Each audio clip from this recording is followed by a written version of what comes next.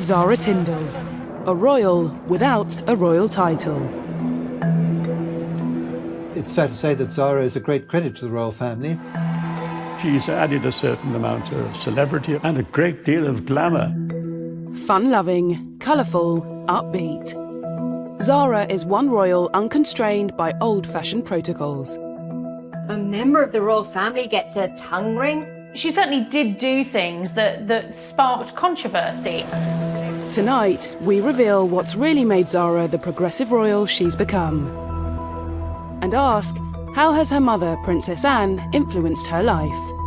Zara has really looked to her mum as a way to live her own life. There is no pretense. There's nothing superficial about either of them. Did Anne manage to free her daughter from a life of royal restrictions? Anne would have just reminded Zara of her responsibilities, but at the same time, she allowed her to make her mistakes. And has Zara been given the life Anne always wanted to live? She has had a lot more freedom and a lot more opportunity than her mother ever did. Anne's vocation, her calling, her duty was always to be the Princess Royal. What's their relationship really like? I think there's a lot of similarities in character. And how has it endured? They give you lots of advice. Yeah, and criticism.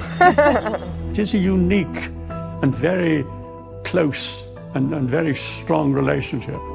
From sporting achievements... Anne was the very first member of the royal family to compete in the Olympics. Zara was the very first member of the royal family to get a medal in the Olympics. To their modern-day love lives. I think Zara is very much like her mother in that she is a free spirit. She's had some quite colourful boyfriends in the past. The Princess Royal and her commoner daughter have far more in common than on first glance. This is the story of how these two women have defied and defined our royal family.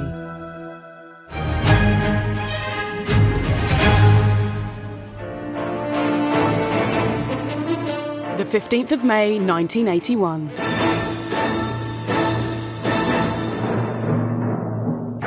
Princess Anne has a baby girl. Both are well. Zara's delivery was positive and quite urgent. I think she went into labour quite quickly with Zara. Good evening. Princess Anne tonight gave birth to a baby girl, a sister for Peter, who's now 3. And she's the Queen's first granddaughter. It's not yet known what the new baby will be called, but whatever her name, she'll be 6th in line to the throne.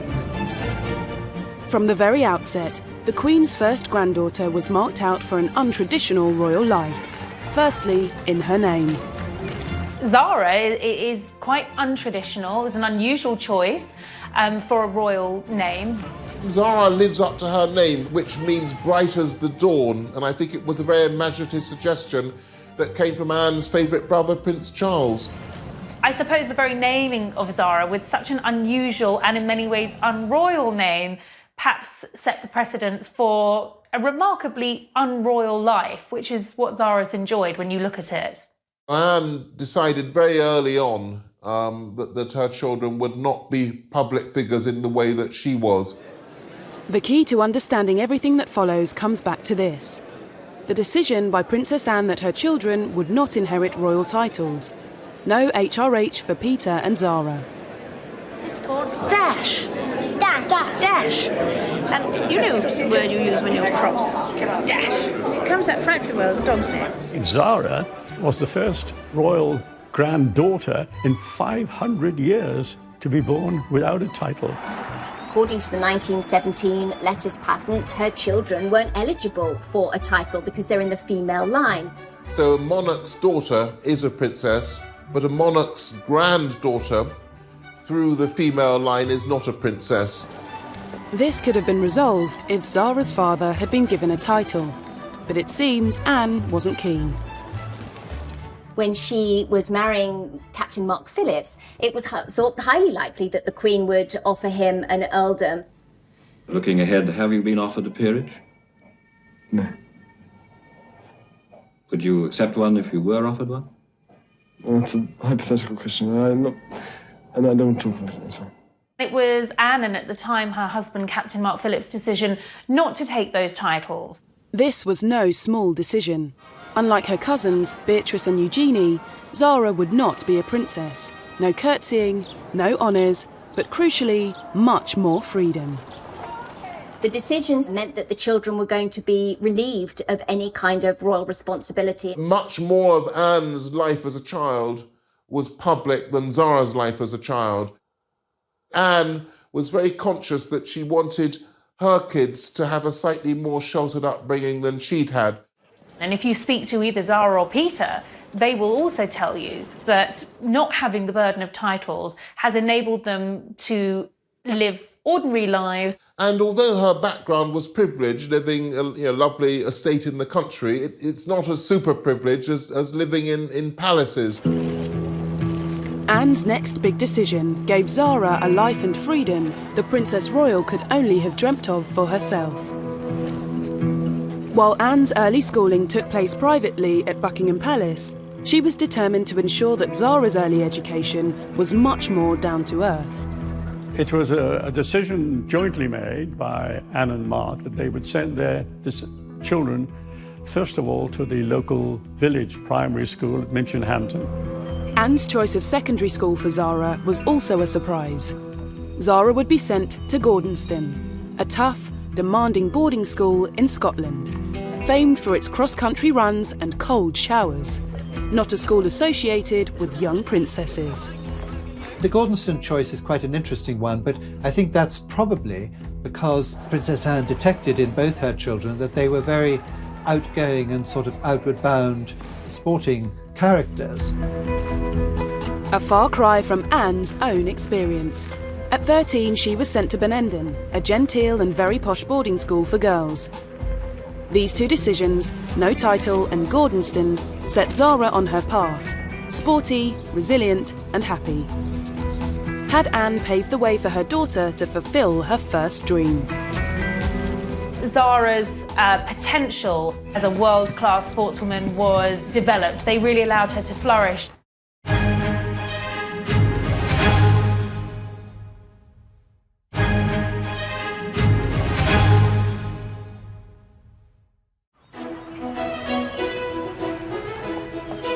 When her daughter Zara was just 13 years old, Princess Anne sent her to Gordonston School, despite Anne's brother, Prince Charles, describing it as hell on earth.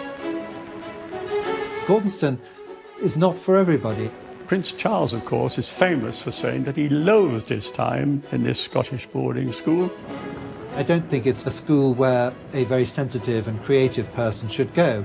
But, the best will in the world, Peter and Zara, are not creative in that particular way. They're much more sporting types, and so they, I think, did prosper and rather enjoyed it up there. Zara and Peter actually had very positive, very happy experiences there. Princess Anne couldn't attend Gordonston. The school only began offering places to girls in 1972. But Anne was adamant that Zara would go to the school she may have longed to join, knowing it played to all Zara's strengths. They concentrated very much on the open-air life. There was a lot of sporting activity. Zara's potential as a world-class sportswoman was not only recognised but developed. They really allowed her to flourish. She loved boarding, she did well at her A-levels. Post-school, Princess Anne was thrust into life as a working royal, but she had other ideas for her own children. She could see Zara's potential, and she wanted to push her to reach her goals that she couldn't because of royal protocol. Zara has certainly had more latitude than her mother. She's able to be just that little bit more relaxed. She's always had to make her own way in life, and probably had a much easier time than those that are closer to the throne and are given titles and do have to operate as members of the royal family. Anne's early decision not to secure a royal title for her daughter meant Zara had choices that she never had. Like mother, like daughter, Zara was showing signs of excelling on the junior equestrian circuit. Not having that HRH title, not being a full-time working member of the firm, means that she's had a lot more freedom and a lot more opportunity than her mother ever did. Among all the qualities that Zara and Anne have in common, uppermost is their enduring love of horses. It's impossible to overestimate the importance that horses have been in the princess's life. The British royal family have to be the horseiest family in the country. It's almost like they're pre-programmed to come out loving horses as part of their genetic makeup. Zara, as with every child born into the royal family, would probably have sat on a horse for the first time before she can remember now. In that family, you learn to walk and then you learn to ride. You start on a Shetland pony and then you move on to a slightly bigger pony that's probably quite badly behaved and stomps on your toes occasionally. Pony Club puts a huge emphasis on horsemanship. So it's not just can you ride well, it's can you look after your pony, can you do the dirty jobs. They'll be on the road every week, through the season. And it's quite simply a lot easier to get up and drive your horses to the events, ride them, finish and come home. For both Anne and Zara, these routines became second nature as horses developed into a professional passion and cemented their relationship with each other. I think for Anne and Zara, horses represent their freedom. Influenced by her mother's career, Zara would follow in Anne's footsteps. Eventing comprises of 3 disciplines: the dressage, the cross-country and the show jumping.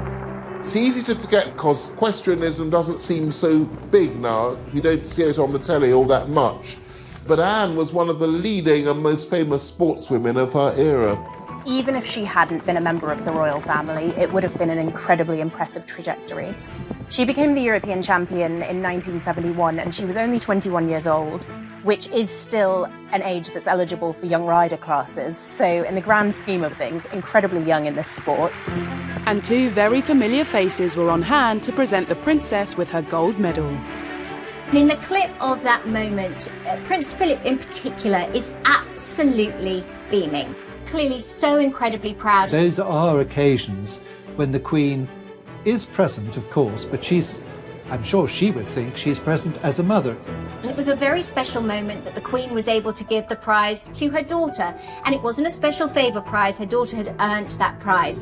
But Princess Anne's European triumph was followed by a frustrating run of bad luck. Her horse suffered a tendon injury, ruling her out of the Munich Olympics, and there was more frustration the following year. In 1973, when she was the defending European champion, she fell off at the second fence at the Kiev European Championships. Then you have the press, of course, speculating, well, was she just a flash in the pan when she became European champion? That pressure was brought to bear at the next European Championships in 1975. After doing a very good dressage test, the media speculated that Captain Mark Phillips had doped her horse before the test because they'd seen him give the horse a sugar lump.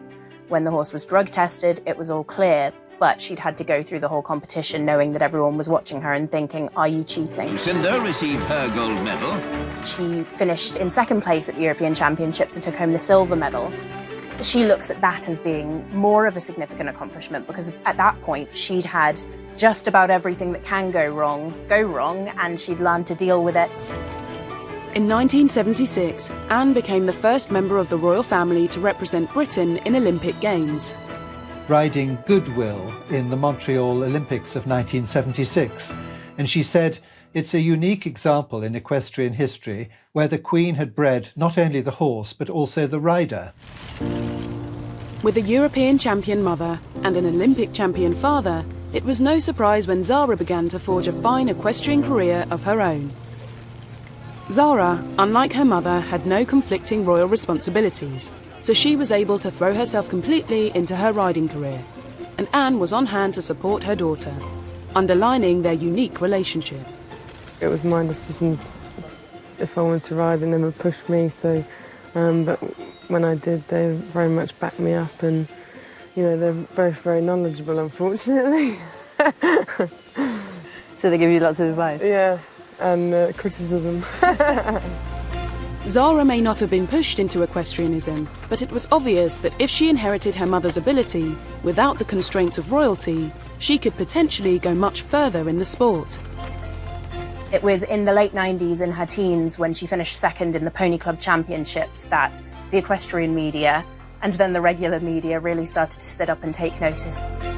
Zara won silver at the European Young Rider Championships in Austria in 2002.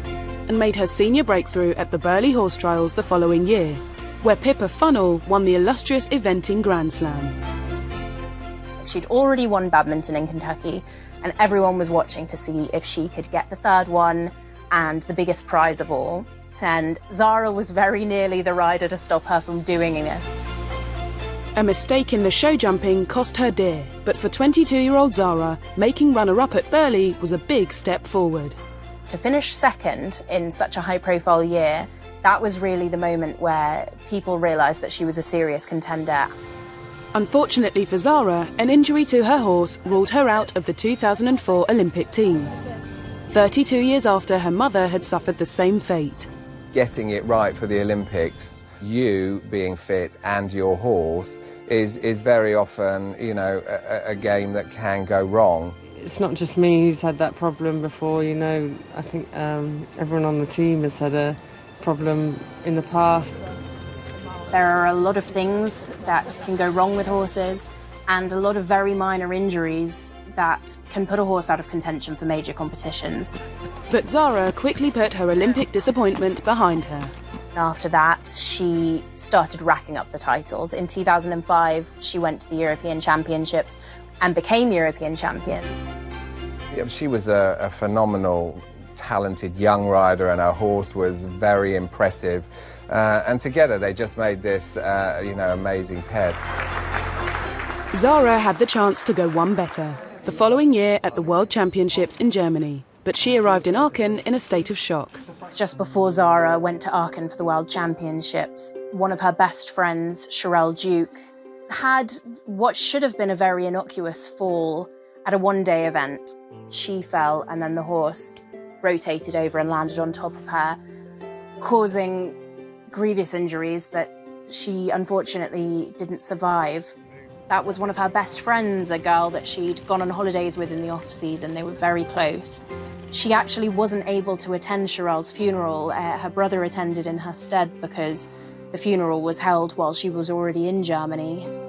Remarkably, Zara kept her focus and went into the final event in the lead. Zara went into the arena with a German audience screaming so loudly that she lost her bearings for a moment, didn't realise that the clock had started and so lost seconds off her timed show jumping round. But as she crossed the finish line and looked at the clock, she realised that she'd scraped it, she'd managed the win, she was the world champion. Cameras covering the competition managed to capture the raw emotion that was on display in this moving footage. A world away from the eventing arena, in a star-studded glitzy TV broadcast, we learned just how much Zara had touched public hearts. And the BBC Sports Personality of the Year for 2006 is Zara Phillips. To rapturous applause from the studio audience, Zara followed in her mother's footsteps to become the second royal family member to win BBC Sports Personality of the Year. People just voted, you know, again and again and again, and in their droves, because, you know, it was really important that she won, because it caused global interest in equestrianism. And a lot of the phone-in votes seem to be coming from Buckingham Palace. BBC Sports Personality of the Year on the telephone. They've all been voting on your phone. 35 years earlier, the award ceremony looked like a smaller, more intimate affair, but the achievements of both women were plain to see. Yeah, I think it probably made them realise that I wasn't just kind of playing around at it, and it was serious and it is hard work, and, you know, hopefully they have seen that. But Olympic success continued to elude Zara after her horse Toy Town was again injured before the 2008 Games in Beijing. Her Olympic debut would have to wait until London 2012, the Games which Princess Anne had been so instrumental in securing for the capital. The London Olympics, which obviously was an enormous occasion for her to be a part of. It's all getting much closer and everyone's getting more excited. And Zara wasn't there just for the ride. Jubilee year, the Queen's granddaughter, Zara Phillips, and her teammates were handed their silver medals by her mother, Princess Anne.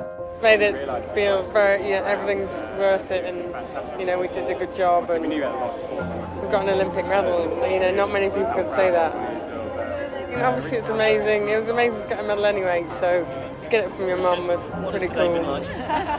Anne and Zara's relationship during this time just grew stronger, and Anne's early decision to allow Zara more freedom outside the royal family had paid off. Zara had achieved something Anne never managed. Well, they all rode brilliantly. They won the Olympic silver team medal.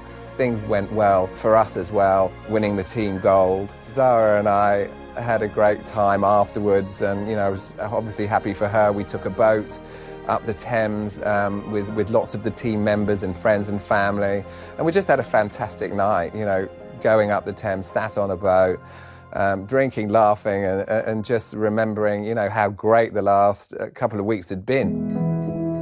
Zara's career has already long outlasted Anne's, and despite approaching 40, with no competing royal responsibilities to cut it short, it could go on and on. Turning 40 is very young in the equestrian industry. There are many riders who don't even begin to be known on the international circuit until they're the age that Zara is now.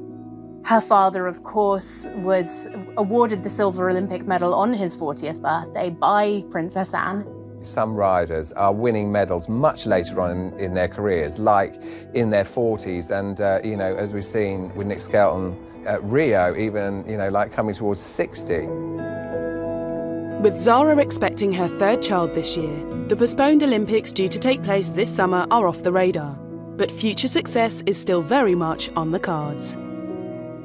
Just because Zara's now in her 40th year certainly doesn't mean that perhaps she'll be slowing down even for the next 10 years. Her top horse at the moment is Class Affair, who has just turned 12 years old. So 12 years old is very much a little bit like 40 for riders, the time at which we start to see them step into their peak. It's still quite young. The 2024 Olympics, which will be in Paris, would be probably on Zara's agenda and wouldn't be out of the question.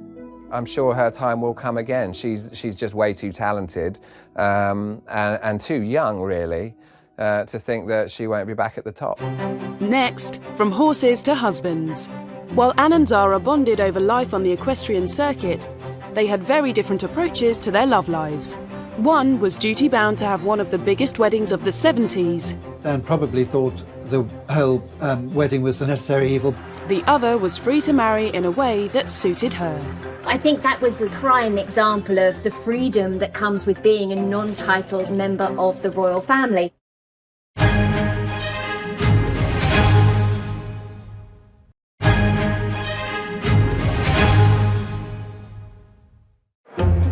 Young and single, Zara entered adulthood, able to reap the benefits of freedom and the trust given to her by her mother.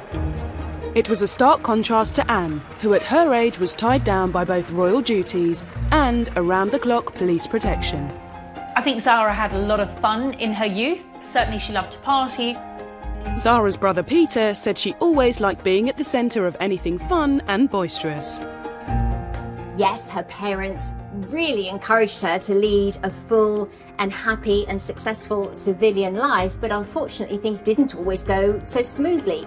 I think Zara is very much like her mother in that she is a free spirit, and she's had some quite colourful boyfriends in the past. I suppose her biggest romance was with a fellow jockey, Richard Johnson, and this was quite a tempestuous, quite a fiery relationship. Just like her mother, Zara liked her men to love horses. In 1998, she fell for a 21-year-old National Hunt star. Not long later, Zara moved in with Richard Johnson, something that would have been unthinkable for her princess mother to have done with a boyfriend. Zara had a reputation for being a bit of a royal rebel, doing things differently, not really caring what anyone thought about what she did. Zara was one of the first younger members of the royal family to be able to live with a significant other without being married. Despite the freedom that Zara enjoyed, she couldn't completely escape the press speculation about the state of her relationship. You'd often see pictures of them out together, kissing, pictures that I suppose further fueled that reputation for Zara as being a bit of a wild royal. Because they were both sort of celebrities in their own right in terms of the sporting world, they attracted an awful lot of attention. He went to a public school, came from a family with a great deal of land, but, a very volatile character. And they also attracted attention because they tended to have very public spats, which is something as a member of the royal family you would avoid at all costs. And in January 2001, a row spilled over into the street. Royal rebel Zara Phillips is in trouble again after brawling with her boyfriend in public. Police were called to break up the fight between the Queen's granddaughter and her boyfriend, seen here on the right, jockey Richard Johnson. Neighbours heard a huge ruckus, and it turned out that Richard and Zara were having a huge blow. Richard was said to have pulled Zara from the car and knocked her to the floor. It was later said to be an overreaction. That's, of course, how things are always described, and Zara and Richard stayed together. But, of course, that meant that Zara was tabloid fodder for quite some time. One of the big problems the royal family's had, which got much worse in recent years, is the way that the press treat them, because certainly if you go back to the beginning of the reign, everybody was very much more deferential and much more cautious. But that's all changed, of course. Anne may have tried to protect Zara from the scrutiny of being a full-time royal, but she could never protect her totally from scandal. Now, I'm sure she was read the Riot Act by her mother following that, because it ended up on the front pages of the newspapers. In turn, that reflects on the institution of monarchy. So Zara most definitely would have been reminded of who she is and who she represents by extension of being the Queen's granddaughter. But I think it really sort of shows Zara's tenacious side. But that Christmas, she and Richard were back in the spotlight again. This time for a controversial cuddle worth £125,000. Princess Anne's daughter, Zara Phillips, has been accused of being the latest royal to cash in on her status. Zara had a reputation in the press for being a bit of a rule breaker, and she certainly did do things that sparked controversy. One of those things was agreeing to do a deal with Hello magazine with Richard. This was the couple inviting the cameras into their Cotswold home. A cosy 13-page posed photo spread showed them lying together in each other's arms in front of the fire. And although the focus was supposed to be on the couple, all eyes were on Princess Anne's daughter. Public criticism, tabloid headlines, these were exactly the kind of things Anne had tried to protect her daughter from. Had her attempt to give Zara a more normal life backfired? It all felt very celebrity and not particularly royal. Anne would have just reminded Zara of her responsibilities, but at the same time, she allowed her to make her mistakes. It might just prickle Princess Anne that here were her children then invading their own privacy by inviting the cameras into their home. Anne must have known from bitter experience that with freedom came responsibility. But perhaps she also recognised in Zara something of her younger self. When Anne was younger, she had that reputation for being a bit of a wild child. It was a bit of the attitude that Zara has as well, a bit of can do and don't care. Anne clearly understood just how intrusive the press could be when dealing with the private lives of the royal family. Her love life generated a lot of interest, and I suppose further fueled that image of her being a bit of a wild child, which often got Princess Anne into hot water. I mean, her attitude to the press. And in her younger days, Anne became known for her celebrated clashes with pushy journalists. In the early days of Anne's emerging onto the public scene, of course, there was a great battle with the press. Actually, she seemed to enjoy the battle. I have to say she gave equally as good as she got. Very good news for us, Your Royal Highness. So you have a vivid imagination. And she also understood just how difficult relationships could be for royals in the spotlight. Has it been a great strain keeping it secret and indeed keeping it away from people like ourselves? I think it has, yes, it became rather a strain. Yeah. It's funny with Anne, you wouldn't really look at her and consider her a romantic, but I think Anne probably is something of a romantic. She met her first husband in 1968. They met through the eventing equestrian circles, and they got married in 1973. Do you think you would have married out of a sense of duty? No way. I'm glad you said that. One very brave reporter asked her at the time if she thought her marriage would be able to survive the pressures of royal life, and she snapped back, well, it's got to, hasn't it? Unfortunately, it didn't. the marriage was clouded by scandal. Zara was barely 18 months old as journalists dogged Anne on a charity visit for Save the Children in Africa.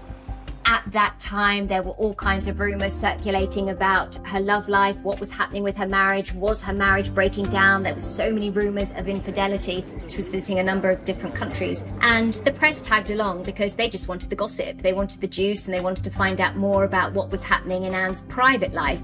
After public revelations of Anne's infidelity and a love child fathered by Mark, they separated in 1989 and later divorced. Anne's first marriage had become an open nightmare. She would never make that mistake again, and she wouldn't let Zara go through it either. So perhaps it's no surprise that Zara soon changed her mind about living her love life in public. After 5 years of media publicity and her infamous hello spread, in 2003 her on and off relationship with Richard Johnson finally came to an end. Enter England rugby player Mike Tindall, a grammar schoolboy from Wakefield, Yorkshire. Zara met Mike Tindall when she was in Australia in the November of 2003 when England beat Australia in the World Cup. She met this hard-drinking, professional rugby-playing guy, and the chemistry between them was immediate. So they did exchange their private telephone numbers, and when they got back, he telephoned and asked her would she go out with him. Amazing to do that with a member of the royal family when you think about it, even one without a title. Mike and Zara's relationship unfolded very naturally, and they had a beautiful foundation as friends first, and I think that is what served them so well. By April 2004, Mike and Zara were an item, and Zara introduced him to the family. There was no wealth, title, or a horse in sight. Princess Anne is totally non-judgmental, but the fact that he had achieved, World Cup winning fame, in the rugby world, he was right up there in her way because the princess loves rugby. In contrast to Zara, her mother Anne found happiness in a much more traditional figure. Her husband, Timothy Lawrence, was a query to the Queen. But with Zara, her normal life had allowed her to look further afield, and Mike was a welcome breath of fresh air. If you think about the Queen and the sort of people that were at her table in 1952 when she first became Queen, well, now at Easter, she has people like Mike Tindall at the table, who's a very different character from, let's say, the late Duke of Beaufort, Master of the Horse, a great keen huntsman at badminton, etc. By introducing Mike Tindall into the family, she is sort of showing how times change. Their relationship added a softer side into the somewhat stiff family dynamic. You can't ever imagine Anne hugging and kissing anybody. Zara, on the other hand, is very tactile. She does like to hug and kiss her friends. As a world-class athlete, Mike's work ethic was also just what Zara needed. The one thing that the family really loved was that he encouraged her to start taking her sporting talent seriously. Of course, he was a big rugby player at the time, captain of the England rugby team, and here he was saying to Zara, well, you can go after this, you can do this, and that's exactly what she did. So I think the family will always be very grateful to Mike for encouraging her to pursue that ambition. I guess in a way, Mike Tindall really tamed Zara's rebellious streak. For all of Mike's reputation for being, hard-living, hard-playing, he actually was a pretty sobering influence on Zara. They moved in together and 7 years passed without drama. And it was interesting, when Zara and Mike got together, they were in the tabloids, hardly ever. In 2011, in a year of wedding fever, the Queen's eldest granddaughter married at Canongate Kirk in Edinburgh. And in spite of the high-profile guest list, it flew remarkably low under the radar. How did Zara, the former rebel royal, manage to avoid a media circus for her royal wedding? I think 2011 was particularly interesting in terms of comparing what it means to be in different positions within the royal family. On April 29th, we had that epic, full-scale royal wedding of William and Kate. Just a couple of months later, we get to July, and there are Zara and Mike Tindall going through their nuptials in a much smaller, much more low-key fashion. The doors of the 17th century church were firmly closed to any cameras. It looked very relaxed. People remember they've seen Mike Tyndall chewing gum. He was criticised for chewing gum in public. And I mean, he was just getting rid of his own bridegroom nerves, I imagine. Of course, we had the wedding of William and Kate at the same time, and all the focus was on them, as indeed it had to be. And Zara didn't mind that a bit. I think that was a sort of prime example of the freedom that comes with being a non-titled member of the royal family. They invited 400 wedding guests, modest compared to the party of Prince William, which numbered nearly 2,000. Zara's wedding would have been something that she herself, obviously with Mike Tyndall, they chose it, and didn't have to fit into any particular royal category, unlike Princess Anne, who obviously had one of the really full royal weddings to Mark Phillips, with carriage processions and Westminster Abbey and everything. She didn't need the guest list of state dignitaries and other members of other royal families. She was able to have her and Mike's friends. It felt very much like a family wedding, but one with plenty of nods to tradition. They were able to keep things really, really personal. But back in 1973, a 23-year-old Princess Anne was forced to have a very different big day. That was anything but personal. It was, of course, a state occasion, and everyone, the whole world and his wife were watching. 500 million were watching on TV. As the only daughter of the Queen, and her first child to marry as a princess, Anne had no choice but to give the public what they wanted. I suspect that Princess Anne probably thought the whole wedding was, as it were, a necessary evil. Would she have preferred a much smaller wedding? Yes, I think so. It's quite something to have to share that with the rest of the world. So when Anne married for a second time to Timothy Lawrence in December 1992, it was attended by only 30 people. The wedding was held at Crathy Church, which is near the Balmoral estate. It's where the royal family chooses to worship when they're in residence at Balmoral. And, just like her daughter Zara's wedding, no cameras were allowed inside the church. It was very quiet, but it was very peaceful. But the locals in Ballater, the local village just outside Balmoral Castle, all know the royal family. And it was a very, very, very pleasant wedding ceremony. Anne is not remotely interested in a fuss. I think Anne's second wedding was much more in keeping with her personality. Second time round, Anne got the wedding she wanted, perhaps paving the way for Zara to have hers. Did Anne's decision for Zara early on allow her to be her true self, free from expectations and royal constraints? She was left on her own and to enjoy herself, but there were pictures of her out in nightclubs and bars in Sydney. And just how similar are they when it comes to rebellious fashion choices? She was the first member of the royal family to wear a miniskirt.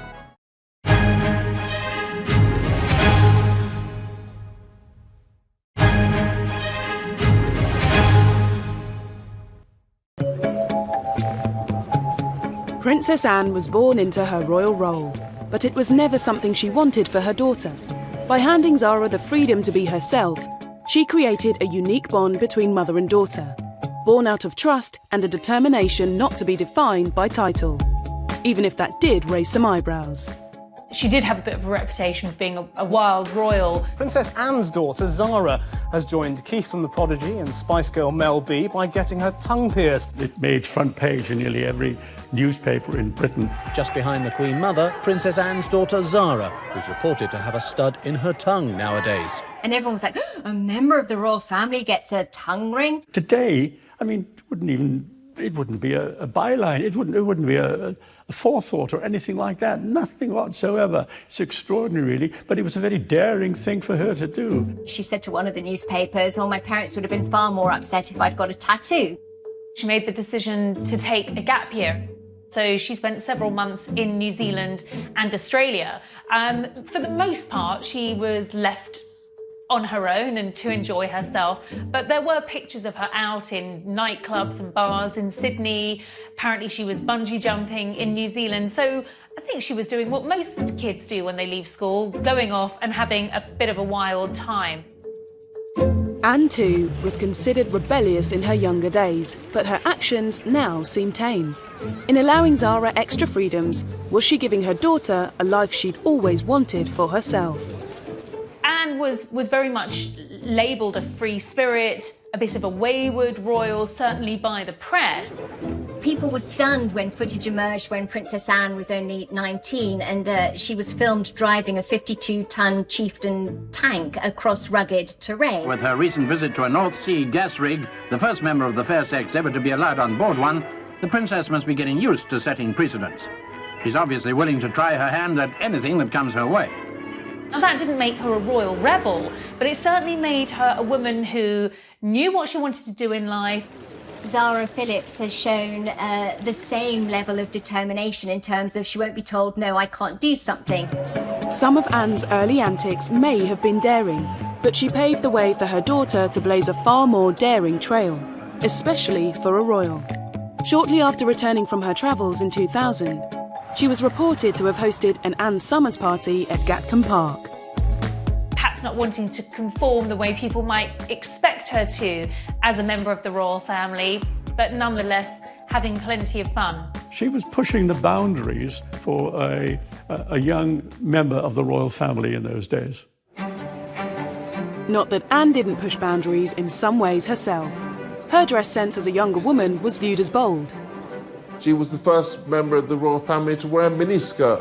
Which was frowned on by a lot of other people outside the royal family, but not from anybody inside, of course. That was definite trend setting. And in 2003, 22-year-old Zara could be similarly daring on a visit to Royal Ascot, because unlike her mother, she wasn't a princess. So Zara was quite bold and brave in her fashion statements. She had an off-the-shoulder dress with a sort of, I think it was slightly off the shoulder, but the thing that caught the attention was there's a split right up to her thigh. In the late 90s or early noughties, the fashions could be quite naughty. She'll try stuff, and like every woman, she gets it right and she gets it wrong, and she should definitely be allowed that. Back in the early 70s, Zara's mother was similarly experimental. If you looked at the sort of fashion she was popping out at the time, bright canary shift dresses, you know, bold prints in the 70s, you know, big colours, statement hats. But Anne's fashion sense has become more conservative with age, in part down to the requirements of her royal role, something Zara hasn't had to contend with. It's his function over fashion. Anne is a princess royal doing a duty. I think the reason she's worn the same hairstyle for so many decades is to make sure that the focus is on the work, not on what she looks like. As a full-time athlete, her daughter has a similar approach. Zara's role, Zara's job is as a hard-working, top of her game equestrian. That's her duty, that's her priority. And then there's the casual Zara. If she had a choice of what to wear, I think she'd grab her jeans and be very, very happy. I think Zara has a style, and I think it's definitely more a modern woman than it is princess. Despite Anne's fashion choices being somewhat dictated by her position, they have made her something of an icon. Anne is called thrifty in her fashion sense because Anne is a practical woman and sees no sense in buying something and wearing it just once. I think they call it in the royal family good old Hanoverian housekeeping. One thing she once said to me was, a good suit can go on forever. Anne famously mocked her own thrifty nature when asked about it by Michael Parkinson. The press picked up on the fact that you arrived wearing the same suit they claimed as you were wearing in 1978. It's older than that. It's older. She's got items in her wardrobe that are likely older than her children. The fact she can still fit into them is remarkable. If only I could get into things that I bought 30 years ago, and the fact that she still looks good in them, I think sends a really great message. She's a great champion for sustainable fashion. With more than 500 royal engagements a year in her diary, Anne's fashion choices have become her uniform for carrying out a role she was born to do. Her vocation, her calling, her duty was always to be the Princess Royal. It is a life of service. It's something which she has always accepted. Princess Anne has inherited from her parents this profound sense of duty, absolute sense of duty, and indeed her dedication to public life overrides everything. Zara equally has, in a much quieter way, if you like, in a much less public way. She is just as devoted to the Queen. While Anne liberated her from a life of full-time royal duty, there are still some occasions when Zara will put in an appearance. Who exactly is a member of the royal family? And there are two ways of looking at that. There is a very clear-cut list of who the members of the royal family are. And those are the ones that appear in the court circular, where Zara is obviously a granddaughter of the Queen and very close to her, and a very close member of the family, and will appear at a great number of family occasions. She is not really technically a member of the royal family as such. Appearances, on the balcony, drooping the colour. Of course, there's the Christmas Day walk to church, there's the Easter walk to church. You will occasionally see Zara doing the odd duty, like perhaps handing out a cup at Cheltenham. She may not be an official royal, but Zara is clearly at the very heart of the younger Windsor family. William and Harry, the closest cousins that Zara has got within the royal family, lost their mother at that comparatively early age, back in 1997. Zara seemed to grow even closer to them. Not long after Diana died, the Prince of Wales decided they should all go on a skiing holiday. In January 1998, the world's press descended on Klosters, Germany, for a photo call. Zara would try to trip them both up, and she'd throw snowballs, and they'd have a wrestle in the snow. She was there to take the focus off them, take the pressure off. They used to hate those photo calls, but with Zara, everything is more fun because she's so gregarious. She's great to have around because of her positive energy and her zest for life. She was a huge help, an enormous help to those two. And William in particular, I think, has always had a huge, huge affection for Zara. William is quite serious by nature. He's actually quite shy. Zara is sort of the comedy cousin that you can turn to, where she takes the pressure off of everything. And so that friendship is so authentic. There are dozens of photos of William and Zara together over the years, laughing, joking. There's one time where Prince William was holding an umbrella over Zara. He was protecting her from the rain. I think he feels very protective towards her, and she feels equally protective of him. And Zara has continued to support the family, especially William, from the sidelines. For William in particular, trust is everything. So when you've got a cousin who understands what it is to be a member of the royal family, but they don't have the same pressures associated to it, they can be a tower of strength and support. In October 2013, William made Zara godparent to George, his first son and future king. It's Zara's total loyalty and dedication to her family that has made her such an asset to the cousins that have had to endure the negative side of royal life. She may not have a title because of her mother's early decision, but Zara has an integral role with those closest to the future of the crown. But what about her own children? Has Zara's freedom from royal expectations allowed her to discuss things that others might not? The loss of their baby was certainly one of the most personal things that Zara has ever spoken about. It's unusual for a royal to open up the way that she did.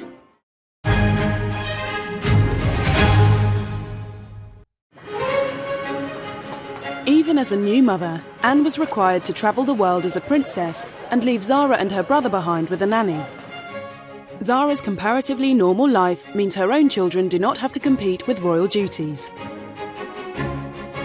I suppose Mia and Lena Tyndall have really got that full-time hands-on parental experience that Zara and Peter weren't able to have, and Princess Anne certainly didn't have. Again, expectations change, generations change, but this is another one of the major pluses that comes with the freedom of being a non-titled member of the royal family. I think she's been very modern in her approach to parenting. Zara was encouraged and supported by a progressive mother. But she's chosen to take it one step further, opening up about her personal struggles with motherhood. She shared the news of her miscarriage, which will have been devastating. Charities have welcomed the Queen's granddaughter, Zara Tyndall, who's revealed she had a second miscarriage before having her second daughter last month. She previously had a miscarriage in 2016. And in an interview with the Sunday Times, she said, You need to go through a period where you don't talk about it because it's too raw. Speaking of the first miscarriage, she added, for me, the worst bit was that we had to tell everyone knew. Her honesty on an emotive subject like miscarriage showed a personal approach from the famously stoic family. It's unusual for a royal to open up the way that she did. She did it because she felt that it was important. She wanted to talk about miscarriage, and I suppose in doing so try and break down some of the stigma around the subject. She was able to really speak to a broad cross-section of society, and I think people really admired her bravery in that moment. She will open up. She's opened up about quite personal and private matters in a way that, Anne would never do. There were different expectations for Anne when she was both a mother and a representative of monarchy. But she still had a strong influence on Zara's parenting today. Actually, she's probably looked not too far from how she was raised in terms of using that as a template. Zara returned to the Gatcombe estate in Gloucestershire to bring up her children, where she grew up out of the spotlight. But it also brought her nearer to her mother and is a sign of the closeness of their relationship. I think what's really lovely is that both Zara and Peter have stayed very close to home. They both live on the estate with their mother, and Princess Anne spends a lot of time with them. Weekends are spent taking the children for pony rides and long walks around. Gatcombe actually has a running farm on it as well. She's a good mother, and she's actually a very affectionate grandmother, which I think surprises quite a number of people. Anne's affection for Zara, and now Zara's children, has always defined their relationship. It's a unique mother and daughter bond that has existed since she was born. When Zara was born, I could see Princess Anne was absolutely besotted. And I was surprised. And she really was besotted with this dear little baby girl in this way. And I've always felt that she was so affectionate towards Zara, and the way they seem to react with each other, certainly in public, is not a mummy and daddy, mummy and child sort of thing. It really is more like sisters in that way. So it is a unique and very close and very strong relationship. I've never heard that Princess Anne and Zara didn't get on well together. I think they've always had lots of mutual interest and great respect for each other. Anne has always shared a uniquely close relationship with her mother too. I think the Queen views Anne as someone she can totally depend on. There is so much trust and loyalty that exists between them. In 1982, after Michael Fagan broke into her bedroom in Buckingham Palace, it was Anne that the Queen looked to for comfort. To find this man sitting bleeding from his cut thumb on her bed, she must have been distressed. When it was all over, the first person she spoke to was Princess Anne. It was mother to daughter, woman to woman. The Queen, Anne, and now Zara are part of a line of strong royal women, mothers and daughters bound not only by duty but by love. These Windsor women are very, very close. It's a very, very powerful matriarchy. The women have been the key to the success of the institution, the key to the way that it reinvents itself. Together, the combination of Anne and Zara has become a force to be reckoned with, breathing life into the firm for the years ahead. They are both very determined, very ambitious women. They both cut their own path in life. Princess Anne was very much a trailblazer in many, many ways. She has a lot of firsts to her name. And although Anne turned 70 last year, she continues to build on what she's achieved for her family. We know that there's longevity in the royal family, and Anne shows no sign of slowing down. She's still in lockdown years she slowed down a bit, but until then, still 400 to 500 engagements a year. Everybody who gets her are absolutely thrilled to have her because she's hugely supportive. Zara has shown us how the royals have evolved and how being liberated from any official role can lead to the model modern royal. I think it's probably inevitable that in years to come, we are not going to see a royal family as we have today. So I think it's important in the royal family, whether you have a title or not, that you have a constructive role.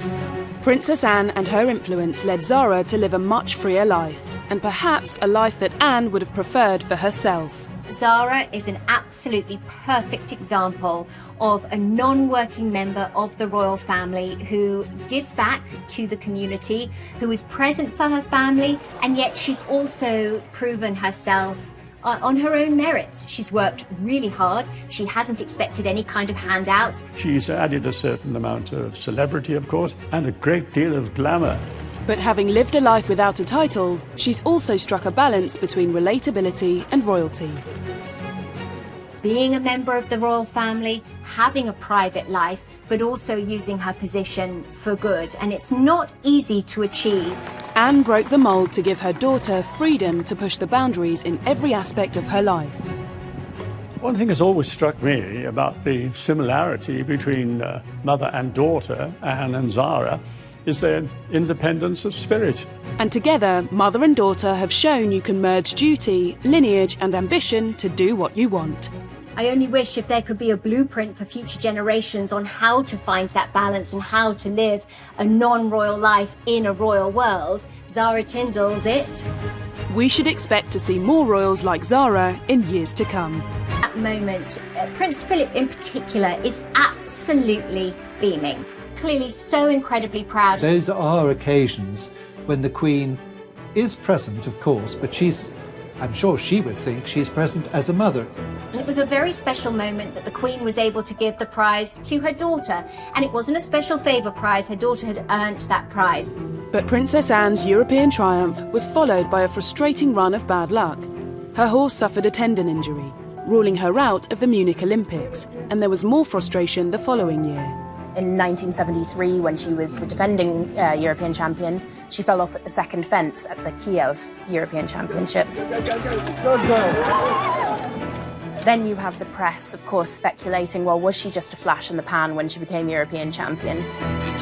That pressure was brought to bear at the next European Championships in 1975. After doing a very good dressage test, the media speculated that Captain Mark Phillips had doped her horse before the test, because they'd seen him give the horse a sugar lump. When the horse was drug tested, it was all clear, but she'd had to go through the whole competition knowing that everyone was watching her and thinking, are you cheating? Cinder received her gold medal. She finished in second place at the European Championships and took home the silver medal. She looks at that as being more of a significant accomplishment because at that point she'd had just about everything that can go wrong, and she'd learned to deal with it. In 1976, Anne became the first member of the Royal